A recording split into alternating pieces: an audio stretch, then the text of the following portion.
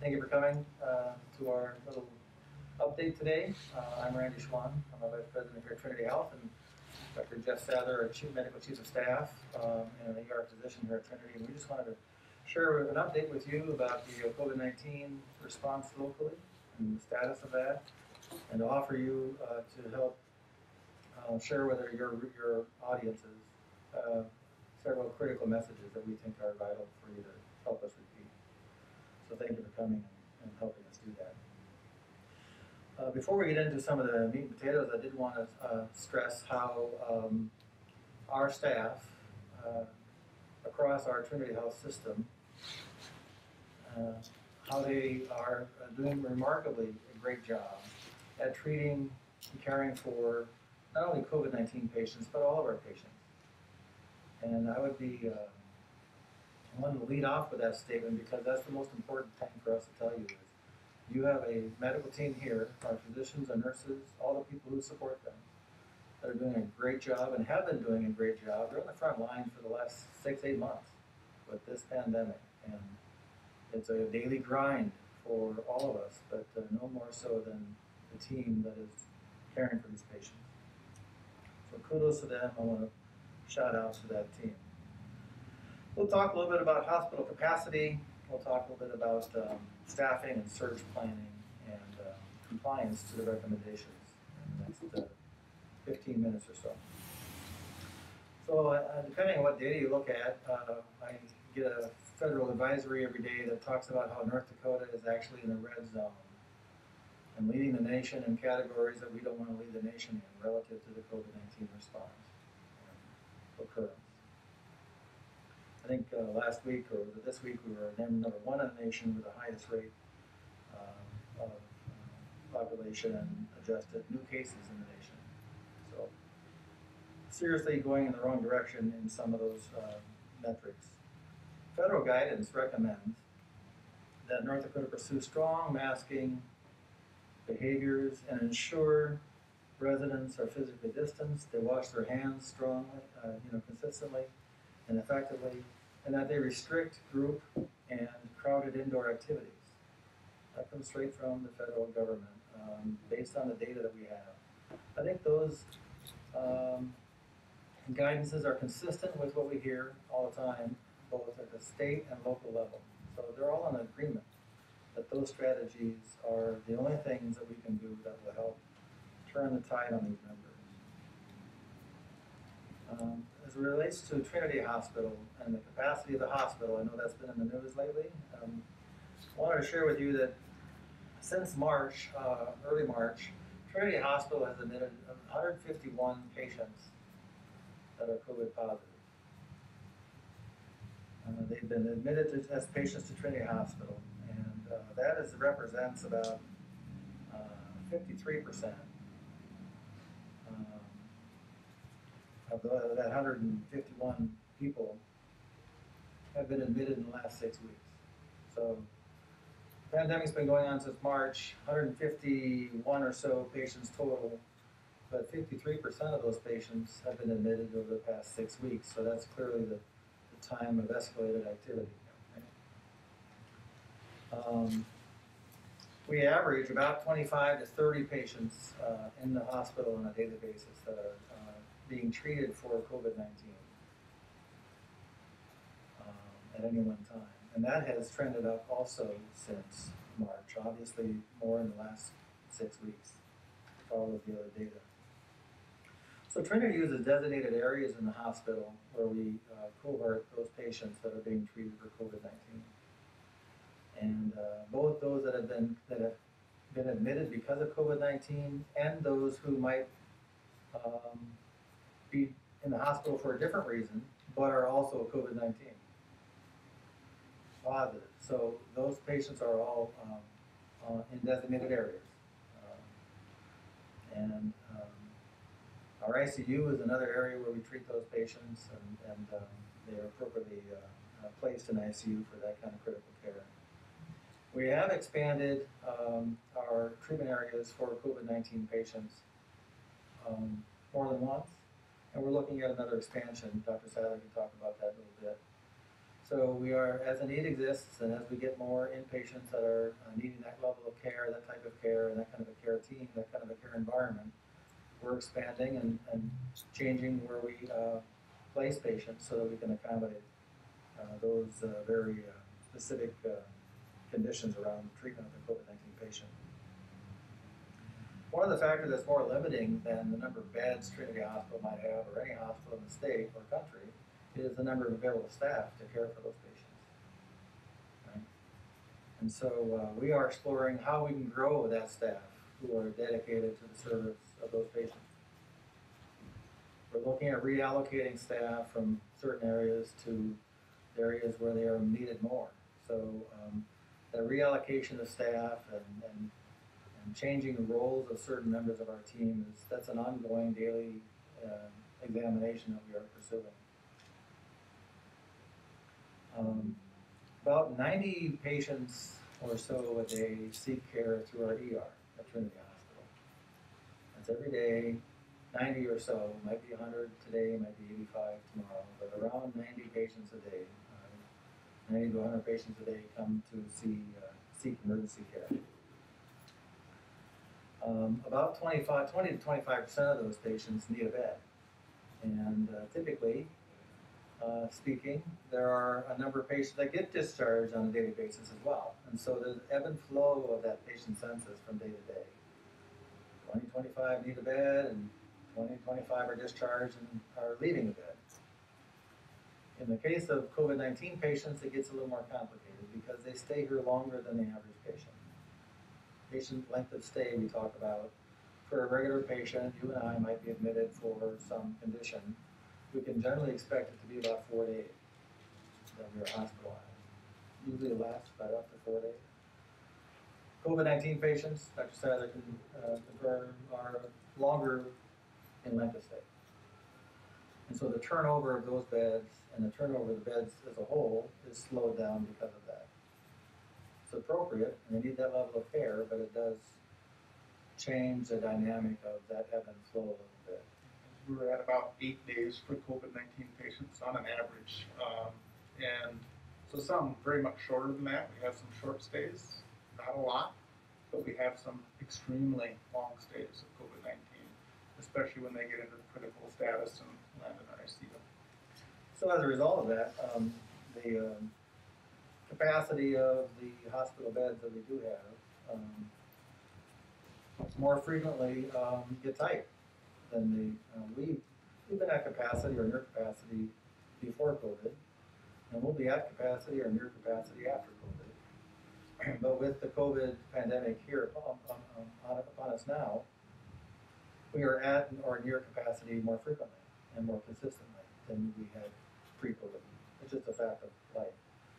So when we reach capacity for admissions, hospitals work with other area facilities to help move patients around and balance the demand across more facilities. We will triage and stabilize patients here, and on rare occasion need to move them outside of Minot for care because we don't have the capacity or space. But that doesn't happen as frequently as it does that we work with other referral facilities in the region who might otherwise want to send or need to send a patient to Trinity. And we'll work with them to route the patient to a different facility that has more capacity. So that does happen more frequently today than it did in March or December. But once you have arrived at Trinity Hospital, we will triage you, we will treat you, and generally have space for you, or you might wait in our ER for a little long until you get that bed. And so that does have a tendency to back up ER flow through as well, but we can talk about that more specifically if we need to. I wanted to announce today that because of the increasing rate in this region and the condition red that we face ourselves in, if you look at the governor's colors, I think we're in yellow still, but trending in the wrong direction. So Trinity Hospital has decided to tighten its visitor restrictions effective Tuesday next week. And I'm not going to go through all of the visitor restriction changes except to highlight that the main change will be that patients will have the ability to have one adult visitor per day. And they can decide who that adult visitor is. But that adult visitor will not be changing out with a multitude of other adults. So it'll be one adult visitor per day for an inpatient. There will still be restrictions against minors in the hospital. No one under the age of 18 will be permitted. And all who come in to visit, we've been following this guideline for some time. They'll be screened, they'll have temperatures taken, they'll be screened at the door and before they're granted access to the facility. And their visiting hours will be from 10 a.m. to 7 p.m. 10 a.m. to 7 p.m. So that goes into place on Tuesday. There are exceptions to that policy. Certain units have their own more restrictive or typically more restrictive type of restrictions. However, I'm not going to go into detail. We're going to post that on our website. Pediatric neonatal intensive care will have both two parents or legal guardians will be allowed on the unit and those kinds of things. So we've been doing a lot of those exceptions to our restrictions already, and you'll see that they'll still be in place. We will still have exceptions for end-of-life visitations as well. So we're trying to be as respectful and accommodating as possible. But our overarching priority is to keep our patients safe and our workforce safe. And that's why we implement those restrictions. We are still pursuing the ability to have visits through handheld devices. Our nurses will accommodate that, either iPads or phones, telephone. We know that family involvement is important. Our physicians are making it a point to ensure that family communication is strong about the patient's condition and that there is input by the family. So we're trying our best to allow for alternate methods of communication. So just keep that in mind. We have an ability to send flowers or e-greetings, e-messages to your patients and loved ones through our website, and there's instructions how to do that when you get to our website. Talk a little bit about staffing. So given all the backdrop of what we talked about already, our workforce is extremely busy, and they are definitely, this is not only applying to Trinity Hospital, this is across the country, certainly across North Dakota, that healthcare workforce is strained and under constant pressure that COVID has presented since March. And as an organization, as an employer, we also deal with COVID-19 and the quarantining of our own staff. So the numbers aren't huge. Actually, the numbers for quarantine staff at Trinity Hospital are lower than the average for positivity rate. I think we're under 2%. But it still affects our ability to staff certain units at certain times because we have a number of people who might be on quarantine. So just like your business, our business is affected by staff under quarantine. So that is certainly a factor in all of the other kinds of pressures that I was relaying earlier. So we are reaching out to other healthcare workers in the organization, like I said, reallocating staff. We're also reaching out to healthcare workers who might have retired from healthcare or left the industry recently who might want to get back in and help either this organization or any other healthcare organization, because we're all under the same conditions here of a limited staff and an increasing patient demand. So we'd be happy to talk to you if you meet those conditions. I'm sure that we can find a place for you to work in the organization. One of the other topics that's talked about a lot lately is about surge planning. I want to talk a little bit about that. And when I mentioned we have plans to expand again, we have expanded a number of times already. Other options we are exploring include prioritizing surgical procedures. For a time back in March, we suspended elective surgeries, for example. we're not at that level yet, but we are exploring on a daily basis surgical procedures and the impact that they might have on bed demand. So the surgical team's looking through that all the time. And it's an option that we have at our disposal. We do use an incident command system here, so we communicate across our team regularly, every day, around supplies, staffing, shortages, if we had any, and we're scanning the state and national scene as well for equipment and supply chain breakdowns, and trying to find alternate methods of getting equipment. To this point, we've been doing pretty well on equipment. We're not flush with equipment. Every mask, every gown, every face mask is vital equipment, and we are finding ways to reuse and lengthen the time of use of equipment, following the CDC guidelines like every other healthcare organization in the country is doing. And so far, we're not at a critical shortage, but we do monitor the shortages of these things, or the inventory levels of these things every day and several times a day. We know that surge plan at the state and national level also includes alternate facilities and the use of cots and those kinds of things have been talked about and tried, at least experimented with here in the state. And those things we are looking for help from the state and other entities, but along with the surge of physical bed capacity, one has to consider also the staffing that might need to be part of that plan. And so we as an organization are planning more around staffing than we are physical beds. And we know that that's part of the state and federal response also is about staffing. So I guess lastly, I'd like to talk about flu season and surge. And what's the expected impact of flu on the hospital?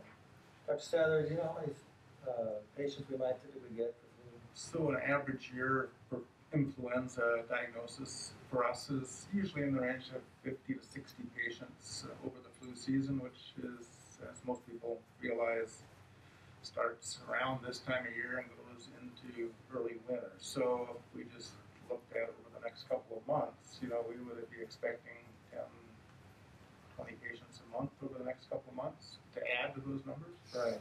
Which we're already stretched with COVID numbers that seem to be increasing on a daily basis. So I guess the more important question that from our perspective is how cooperative will the public be in getting a flu shot, right?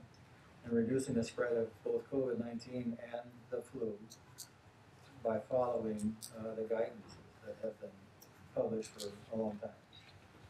Your flu vaccine is more important this year than ever before. We've already started vaccinating our employees. I know that we have already opened up flu vaccine clinics for public. Working with First District Health and other providers in the community, there are no excuses for not getting a vaccine if you want a vaccine. So, readily available, and we strongly encourage you to be vaccinated at this critical time. So we don't have a forecast on flu, but we are monitoring that closely, and we know that if we mask and practice safe distancing, it'll have an impact both on COVID-19 spread as well as flu spread. So, get your flu shot.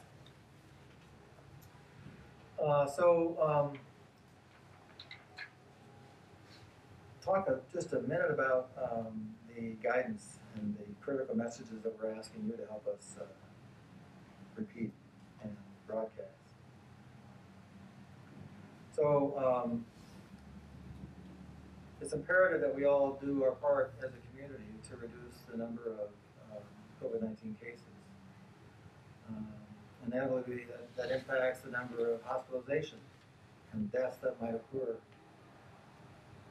So despite lots of reasons people have chosen to ignore or disagree with the guidance, there's absolutely no substitute to following the guidances in reducing the spread. So that includes use of good hand hygiene, social distancing, and avoid large gatherings. we'll keep saying that, and I know that people might get weary of hearing it, but it really won't change the numbers until more people change behavior. That's, anything to add about that? Yeah, I think our real ask is that we need the community's assistance, that our staff is working hard, but they're stretched thin, and we're working hard to keep up with the increasing pace that we have.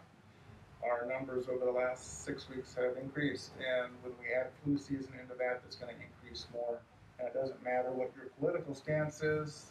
We don't want to talk about mandatory anything. What we want to talk about is people just being conscientious of following recommended guidelines to minimize the chance of illness themselves and for other people. And they're very simple. Wear a mask, wash your hands frequently, and social distance. It's really not a big ask when you think about it. And the thing that we miss in making this a political issue, and we look at numbers are easy to look at. Every one of those deaths, and I think we had 11 in the past month right at this hospital, every one of those has a family. Every one of those deaths has a face. Every one of those people that are in our unit has a face. They're real human beings. They're not a number. And they have a family of faces that go with them. And so a simple ask for us as citizens of our community is to step up like we did during the flood. Our community worked together. Let's do it again. And take a simple step to protect each other. Okay.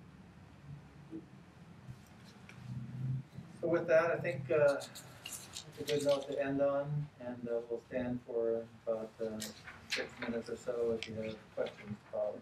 Jill? You mentioned the restrictions at the hospital. Are you doing anything differently at the nursing home? So the nursing home follows different guidelines, right? The nursing home follows very strict guidelines from long-term care or the Department of Health and CDC recommendations. So yes, we are following many of the same things that we do here in the hospital or clinics they're doing at the nursing home in terms of screening, limiting visitations, retesting. They're on a schedule of testing that adds to actually we talked about staff fatigue and burnout. One of the concerns that we have for long-term care employees is they're getting tested every week.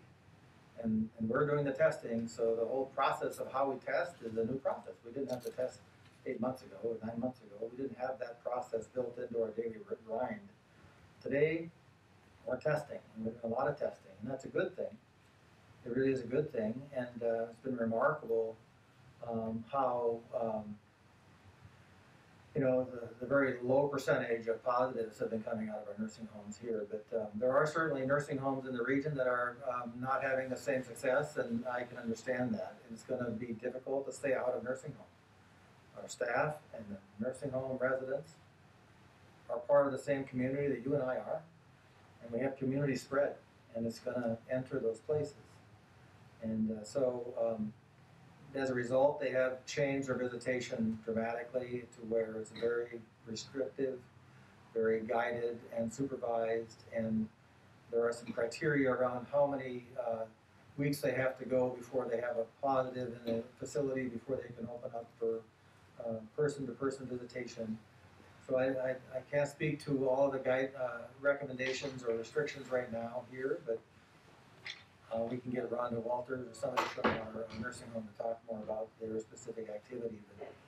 But they are following the same things we are with regard to cohorting patients who may be under quarantine or suspected cases and getting those residents tested quickly and taking action if they're positive or not.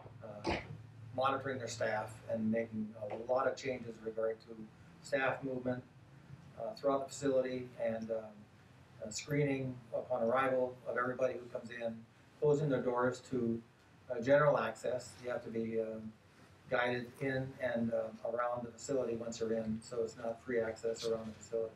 So they're taking a lot of steps to make it safer. Does that answer your question? Yes, ma'am? Yeah, so you mentioned that you have designated areas in the hospital for COVID treatment. So I guess this is a layered question. How many beds do you have available overall? How many of those beds are designated for COVID treatment specifically? And then how many do you have available in your ICU unit for COVID patients should they need it?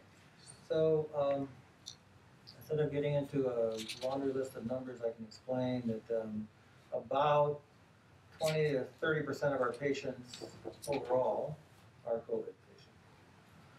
In the ICU, we have like a 19-bed ICU, but again, the 20% or so COVID patients in that unit as well. But so the number of beds that we have available for COVID patients changes.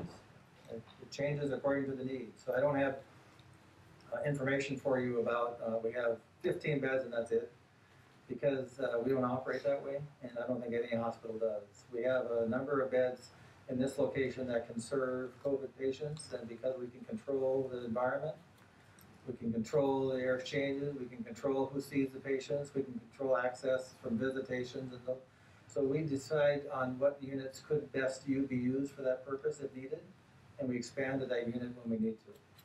And so that's how we've progressed. Again, the physical beds that we have in the building isn't as important as how many we can staff, right? And we can staff different numbers of beds today than we did yesterday. And we'll have a different staff matrix next week than we have today. So it's really hard to predict what is the total beds that we'll have available for everybody on a certain date and time. So it just changes, very fluid. And I think, believe it or not, physical beds is a variable number because of acuity of patients. And if you look at our ICU, essentially we can take one or all of our ICU beds and make them appropriate beds. So when you look at expanding, but our ICU numbers have actually, as of recently, been pretty low. Although most of our COVID patients are very sick and they're requiring all the advanced treatments like high flow oxygen and the drugs that are out there, remdesivir and steroids and all of that, and turning them on prone position and some things that need to be done for them to get through. Our physical beds actually are decreased because these patients take room, and beds that we potentially could cohort patients in, because we're in an old facility that was designed as double beds, doesn't work. And our bed capacity actually is down because of that. As Randy said, 20 or so % of our patients overall are COVID, but if you look at just medical surgical, it's much higher. It's about a third of our med-surg patients that are COVID.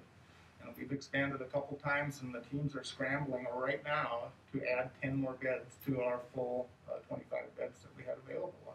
And we need to keep expanding that. We need to have plans in place. It's a difficult task, though, because we have to be able to move quickly. And staffing is our issue. We can't talk enough about how staffing is our issue. And our staff are being retrained to be moved around because, like most businesses, you have a normal pace and a normal population, and our business ebbs and flows depending on many issues.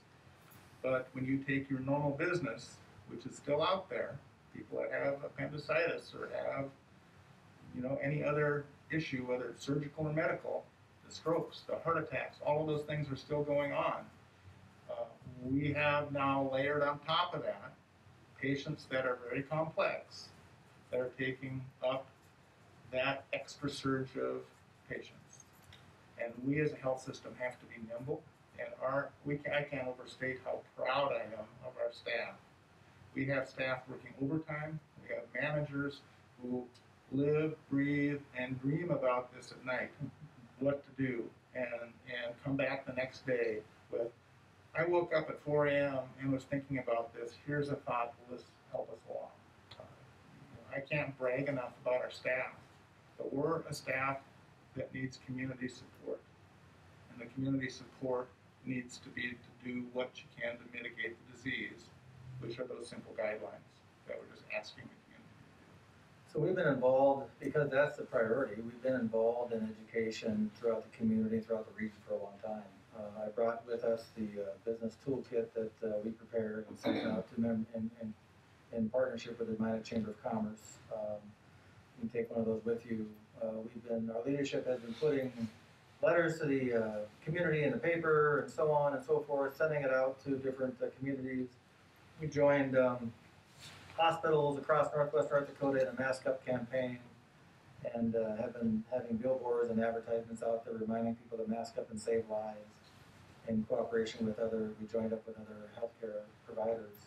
So we're trying to do our role as communicators and educators and reminding people through your help of the guidance.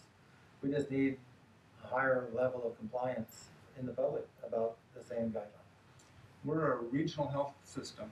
Minot is not our only focus. Our focus is a huge region of northwestern North Dakota and northeastern Montana. And so we're doing our best to be here for that population. And we see patients from across that population. And in fact, if you look at the hospitalization rates for COVID and you calculate the active cases in our region, it correlates almost perfectly every day that 3% of those active cases are in our hospital. And so those are numbers that we watch. And so as those active cases are doing this in our region, our patient population is doing the same thing. And our teams are diligently working to keep up with that demand and struggle day by day to keep us right at the edge of that capacity. Other questions? Are you close to maximum capacity, and if so, where do you turn down patients, and if not, where do you send them to?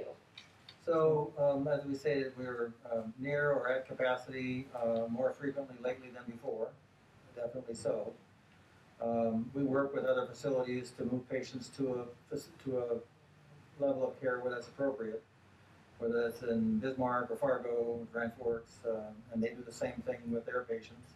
It ebbs and flows. On any day, we might have, beds open where we get a call from Grand Forks Hospital or Bismarck Hospital, see if they can send a patient to us. And the next day, we might be short on those, and they might have them available. It changes hour to hour, and so that kind of cooperation across the state is occurring, has occurred, and will occur. So it depends. You ask the question, where do they go? They go to where they can get the care they need in a facility that has capacity, and that's a day-to-day, hour-to-hour sometimes monitoring, so that we can be prepared for moving that patient ourselves, which doesn't happen very often, but more than likely working with the referral provider, maybe in Crosby or Bodno, or if they have a patient that needs a certain level of care, and if we don't have that capacity in ICU or med-surg or in psychiatric inpatient psych, we'll try to help them find a place that is appropriate. It's and sometimes they go nowhere. Sometimes the patient is held here and doesn't leave our ER pending an opening bed, and so because we can't find a place that can take the patient. That has happened as well, and so we watch that day in and day out.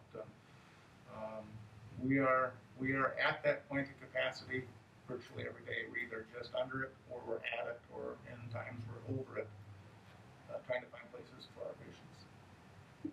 Question for Dr. Souther. So what are some of the more severe symptoms someone who has tested positive should be experiencing before they consider coming to the hospital? Are there any particular things that you're looking for before you admit them? So most patients that require admission for COVID are admitted because they're hypoxic, meaning their blood oxygen level is low. There's a myriad of symptoms, and you've heard them for months, right? Things as simple as loss of taste and smell and nothing else, and these patients test positive. GI symptoms, shortness of breath, cough, fevers. The patients, though, that are most critical are the ones that get hypoxic, where the blood oxygen level gets low. And one unique thing about this disease, which is we don't really see in other diseases, is we have patients who become hypoxic and don't even realize it because they don't even feel short of breath. We've had patients come that passed out, or felt dizzy, or something like that. And we check their blood oxygen levels, which for most normal people is 94 or above. Some with lung disease might be in the 90, 92 range as a normal. And we find out their oxygen levels in the 60s, which is extremely low. And they passed out or they got confused because their brain isn't getting enough oxygen, and they don't even feel short of breath sometimes. So the important symptoms that physicians are looking for in reevaluating these patients is are they getting hypoxic, plus looking at all the other symptoms. The sickest patients, though, are on high flow oxygen. They're requiring this huge amount of oxygen to maintain those blood saturations. The other thing that happens is these patients' blood clots easier, and they have things like pulmonary embolism and blood clots in the lung. And so there's a lot of sequelae that come out of this virus, more so, which is making it much more deadly than other respiratory viruses like influenza as a percentage. But the big thing that we watch for is hypoxia. Good question. Another question? Yeah, one more. Take another. So you mentioned that you are experiencing issues with staffing right now. That's something that we are seeing across the country, long-term care facilities as well. So you mentioned that you're also reaching out to members of the community, seeing if anyone, you could kind of recruit. How can people volunteer their time or services?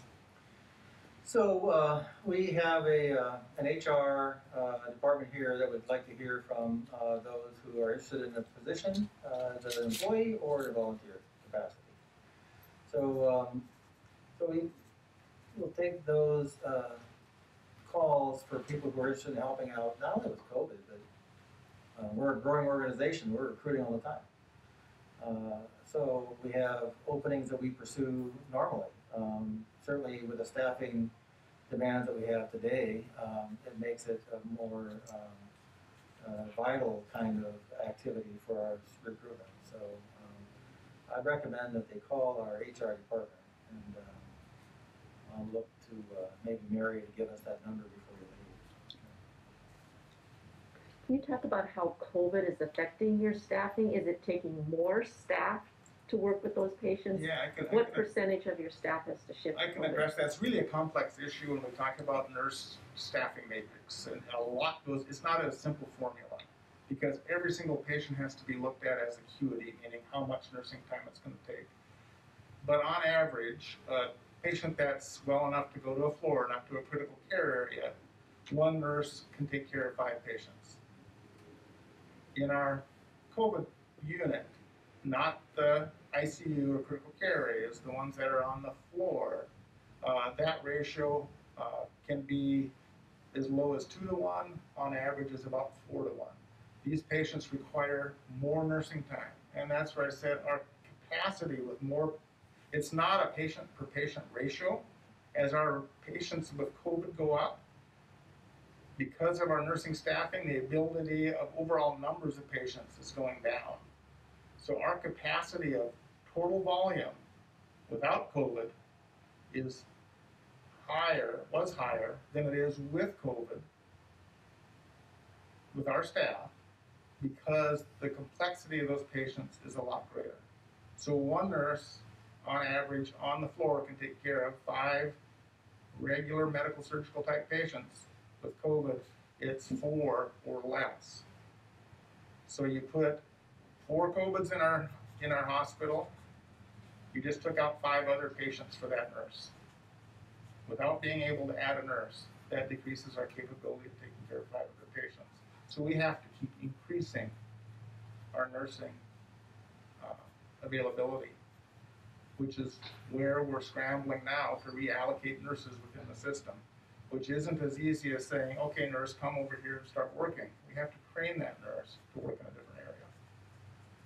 And so those teams are very busy every day. This is a jigsaw puzzle every day for our leadership teams to be figuring out. Would you say that North Dakota is close to capacity then, since you guys work very closely with other administrations? Is this to the point where this is a statewide issue and we might need help from other states? I don't know if I'd use that term, statewide capacity.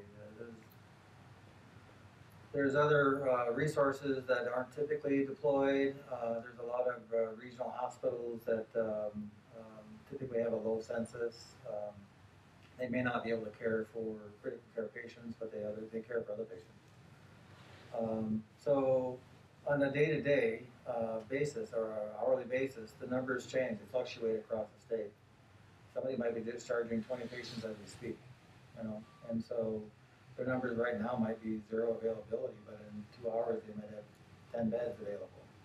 And so just from hour to hour, I think we have to look at who has capacity and how is that changing in the next short time frame, right? Both internally at our place as well as any other hospital across the state. So we're reaching out to other hospitals regularly to find and we all report data to the state health department around our bed capacity, and it's being monitored by all of us and all of those at the state government level to ensure that we're not at full capacity and need to trigger some other kind of action. We're not there yet, I don't think, from what I understood. Capacity, because it changes, ebbs and flows, so far has been keeping up with the demand. So that's why we're here talking today, not so much about where we're going to put our next patient, because we have that figured out. It's trying to prevent 40 more patients a day from hitting the system because we're not following the guidance across the region. And when you talk, the word capacity is a difficult definition, right? And it's not physical capacity. We can find lots of bricks and mortar to take care of patients.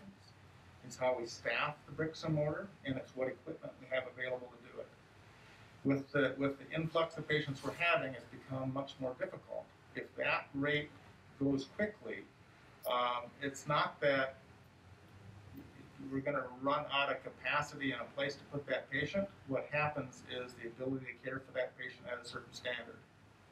And we don't want to break that standard. And we haven't broken that standard. And we're struggling to keep up with that. That's why we hope this curve of influx of patients doesn't get steeper, because we don't want to get there.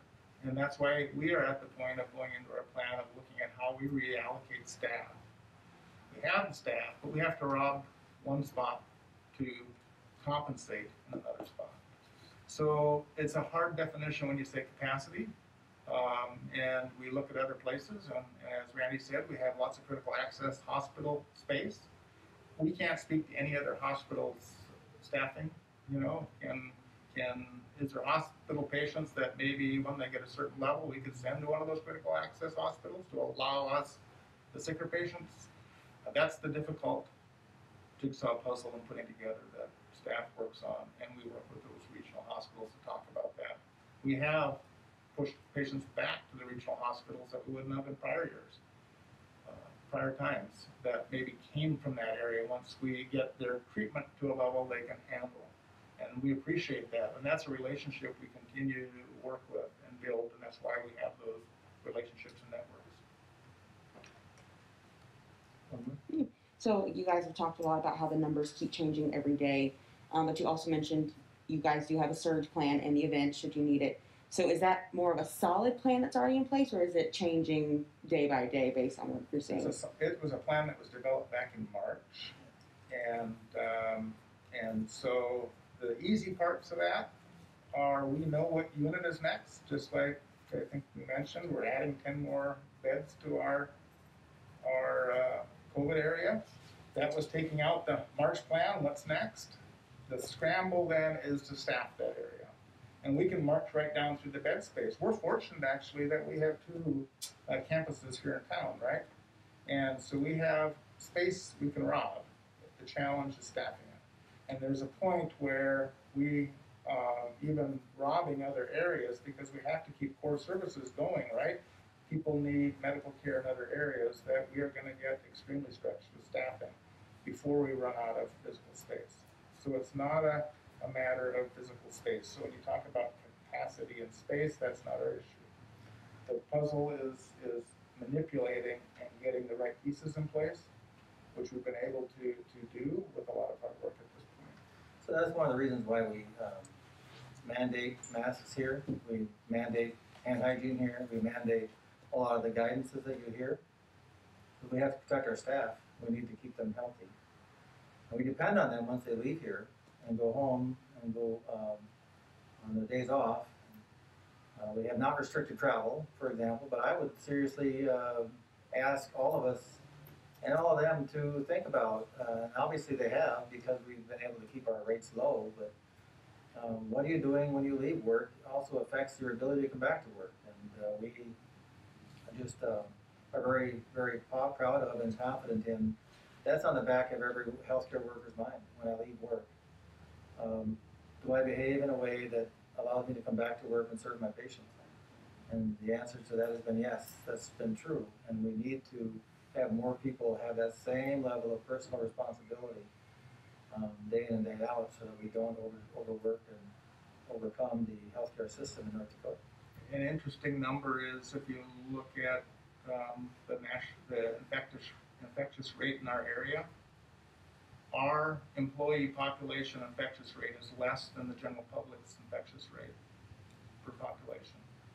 And our employees, a percentage of our employees take care of COVID patients day in and day out.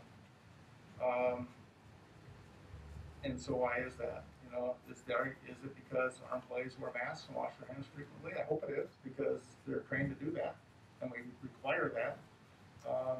And so the argument, do masks work or not, that's a simple area that it appears it does work. Yeah, I think the science is out. You can argue about the science, or you can ignore it. But either way, it works, and we ask you to do it. What are your options for contracted staff or bringing in staff from other states, like the New York? We have some coming.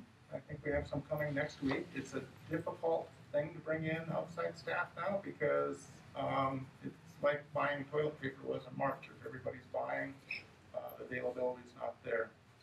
But we do have and have contract staff, and we have some coming next week, I believe. Yeah, and we have recruited staff from areas like New York City, for example, when they have experience with this kind of environment. So that's always good to add to your workforce, people who very familiar with and have been through other systems and understand the policies and procedures that were used there.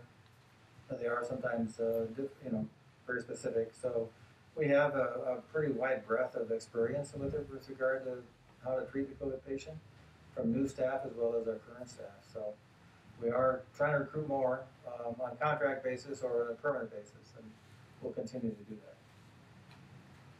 I think that An article came out this morning in the Grand Forks Herald where the mother of the 17-year-old that passed yesterday, the youngest North Dakotan so far to pass with COVID-19, she made a statement saying that Trinity, which was where her daughter was initially admitted, she made a statement saying that you guys weren't prepared to take care of her daughter, who was increasingly showing severe symptoms and stuff, and she had two major underlying health conditions. So I guess, do you guys have any response to the fact that she said that or anything like that? I don't have a response to that. I think that we are prepared, we were prepared, and we will be prepared. I can't talk about a specific case